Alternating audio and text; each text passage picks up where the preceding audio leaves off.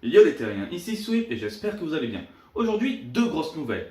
Première grosse nouvelle, c'est la sortie d'Infinity War. Vous le savez déjà, je le sais aussi, et moi j'ai déjà ma place pour ce soir. Et du coup, le sujet du jour sera en lien avec Infinity War, vu que j'ai envie de vous parler du prélude d'Infinity War, qui est sorti en comics, qui sort d'ailleurs aussi aujourd'hui, mais j'ai réussi à me le procurer en avance pour vous parler de ce comics. Mais d'abord, deuxième grosse nouvelle, merci à vous.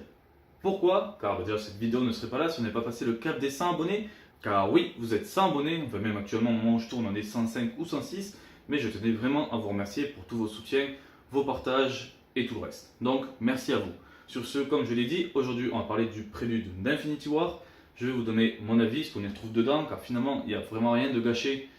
Donc je vais pouvoir spoiler ce qu'il y a dedans, mais il n'y a vraiment aucune information secrète par rapport au film d'Infinity War. Vous découvrirez ça tout à l'heure, mais voilà. Sur ce, allez, c'est parti.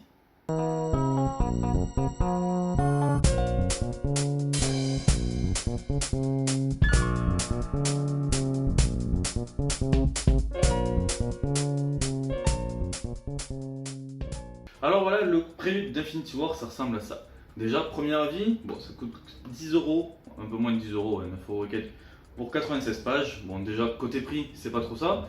Mais surtout, vu que c'est un prélude, je m'attendais à un format du coup kiosque, alors que non, regardez, c'est du dur, c'est du cartonné, donc sur ça, c'est pas mal.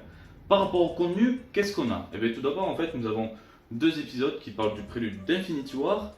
Et après problème, le reste du comics, c'est le prélude d'Infinity et le premier chapitre d'Infinity. Le truc qui n'a rien à faire là-dedans à mes yeux.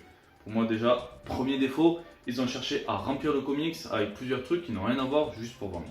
Au niveau des deux chapitres qu'on retrouve, qu'est-ce qu'on peut en penser? Alors déjà, le premier chapitre, les premières pages, les facilement quoi, 10 premières pages, ça reprend directement à la fin de Civil War. En effet, on découvre l'affrontement entre Iron Man, Bucky et Captain par rapport au secret que Bucky avait tué du coup les parents de Stark et compagnie. Une bonne partie du début du film c'est ça, donc c'est vraiment pas intéressant, mais c'est surtout la suite en fait qui peut paraître intéressant mais pas génial pour autant. En effet, dans cette suite, qu'est-ce qu'on découvre? Tout d'abord, les soins du coup de Bucky, le fait que ce soit Shuri qui le soigne pour lui enlever justement toute sa programmation qui a été faite par l'Hydra dans sa tête. On découvre un peu tout le processus, mais déjà à la fin du chapitre, Bucky ne se réveille pas encore, mais on l'a vu dans du coup Black Panther, Bucky revient, donc voilà. C'est juste découvrir un peu ce qui lui est arrivé, mais en quoi 4, 5, 6 pages à tout casser, donc c'est pas vraiment ça. Et à côté, on découvre aussi rapidement la vie d'un côté de Captain et de l'autre de Stark.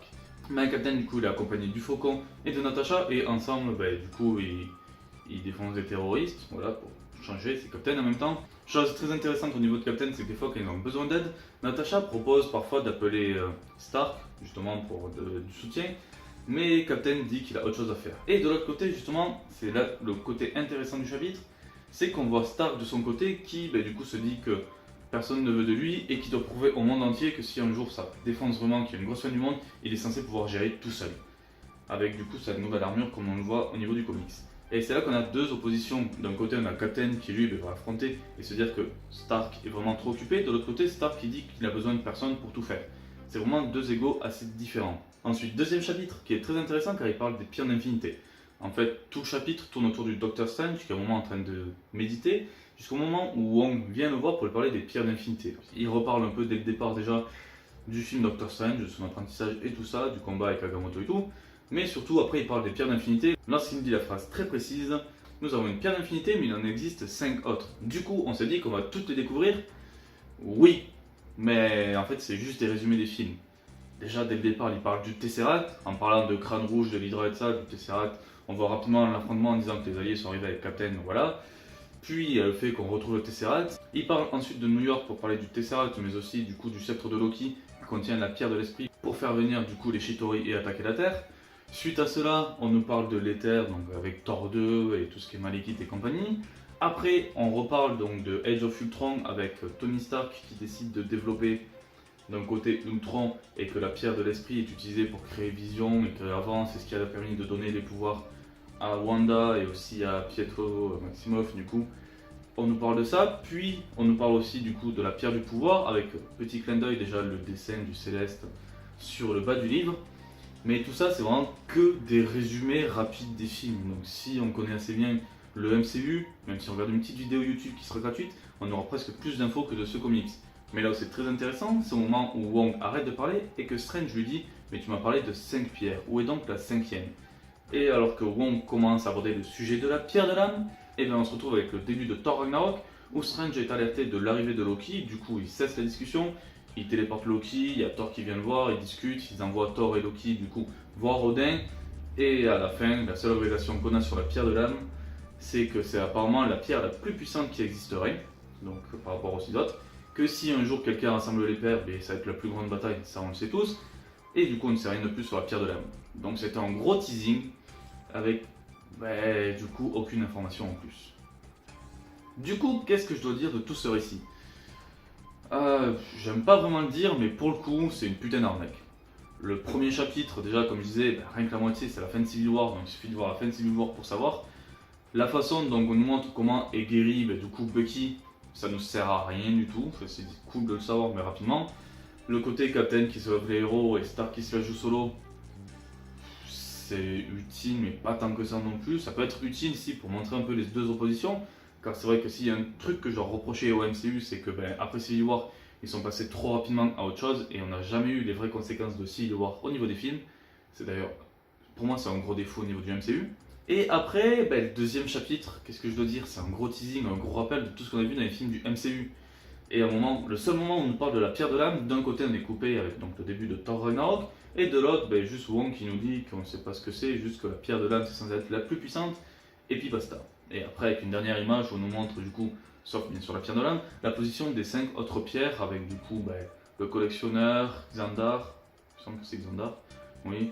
Après, du coup, l'œil Nagamoto et j'en passe. Mais c'est un gros teasing. Pour moi, si on devait faire un prélude sur Infinity War, certes, expliquer un peu la situation de la Terre, j'étais tout à fait pour, il faut, c'est obligé, mais à moins que ce soit vraiment contenu dans le film, ce qu'on attend tous, un truc qui nous donne envie depuis le départ, par exemple, c'est l'origine de l'Ordre Noir.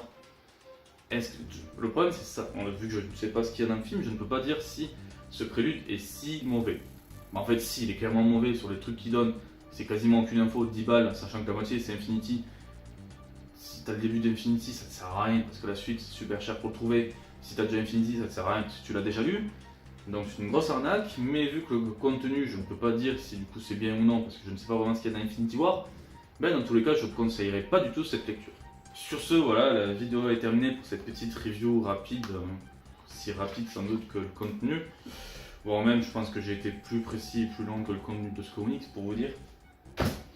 Mais voilà, si cette vidéo vous a plu, mettez un pouce bleu, mais bien sûr, si ça ne vous a pas plu ou autre, vous pouvez toujours mettre un pouce rouge. Si vous mettez un pouce rouge, bien sûr, argumentez, c'est toujours sympa. Laissez-moi aussi un petit commentaire, bon déjà par rapport à ce que je vous ai dit, si vous avez aimé ou non. Je ne peux pas vraiment dire que je vous ai spoilé quelque chose parce qu'on n'apprend rien vraiment du film. Et surtout, la plupart des trucs, c'est des résumés des autres films. Donc, pour le coup, j'ai tout balancé, mais je peux pas spoiler. Sauf le côté Bucky à tout casser, mais voilà. Donc, j'ai vraiment pas spoilé. Vous n'avez pas le droit de me dire que je vous ai spoilé votre. Sinon, vous n'avez pas vu le MCU et là, c'est vraiment pas ma faute. Vous pouvez toujours me suivre sur les réseaux sociaux avec d'un côté Facebook, de l'autre côté Twitter, bien sûr. N'hésitez pas à partager cette 8ème vidéo du rush vers Infinity War. À présent, c'est la dernière, mon rush est terminé. Je vais pouvoir me reposer, parce qu'une vidéo par jour pendant du coup un peu plus d'une semaine, c'est très fatigant. Pour l'avenir peut-être de la chaîne, j'essaierai de faire une vidéo c'est sûr, mais peut-être 2 vidéos par semaine, ou 3 vidéos toutes les 2 semaines, on verra. Mais voilà, j'espère en tout cas que ça vous a plu. Bon film pour ceux qui vont voir Infinity War. Je pense peut-être, je ne sais pas si je ferai une vidéo pour parler d'Infinity War ou pas. Soit j'attendrai pour analyser vraiment le film, parce qu'il y aura masse de spoil. Soit je ferai un truc sans spoil, je sais pas. On verra ça dans les prochains jours, je vous le dirai, suivez-moi surtout sur Twitter. Mais voilà, bon film pour ceux qui vont le voir maintenant. Bon film pour ceux qui vont le voir ce week-end, la semaine prochaine ou autre. Sur ce, ciao tout le monde et à la prochaine.